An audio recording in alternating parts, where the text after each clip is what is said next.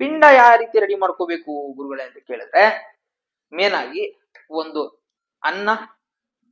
ಅನ್ನದಲ್ಲಿ ಸ್ವಲ್ಪ ಬಿಳಿ ಎಳ್ಳು ಹಾಗೂ ಸ್ವಲ್ಪ ಜೇನುತುಪ್ಪ, ಹಾಲು, ಗಂಗಾಜಲವನ್ನು ಮಿಶ್ರಣ ಮಾಡಿ ಒಂದು ಗೋಲಾಕಾರದಲ್ಲಿ ಒಂದು ಒಂದು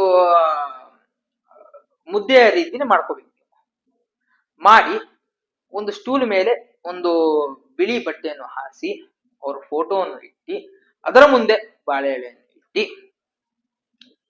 ಆ ಬಾಳೆ ಎಳೆಯ ಮೇಲೆ ಈ ಒಂದು ಮುದ್ದೆ ಇಡ್ತಕ್ಕಂಥದ್ದು ಇಟ್ಟು ಪೂಜೆ ಮಾಡಿ ಒಂದು ಕೆಲವರು ನಾಲ್ಕೈದು ಜನ ಮನೆಗೆ ಕರೆದು ಸ್ವಲ್ಪ ಅವ್ರಿಗೆ ಹೊಟ್ಟೆ ತುಂಬಾ ಊಟ ಮಾಡಿಸಿ ಮತ್ ಆ ಪಿಂಡನ ಬಾಳೆ ಎಳೆ ಮೇಲೆ ಇಟ್ಟಿರುವಂತಹ ಪಿಂಡನ ತಗೊಂಡೋಗಿ ಹರಿಯೋ ನದಿಗೆ ಬಿಡಬೇಕು. ಈ ಒಂದು ನಿಯಮ ಮಾಡಬೇಕು. ನೀವು ಪೂಜೆ ಸಲ್ಲಿಸೋದು ನಿಮ್ಮ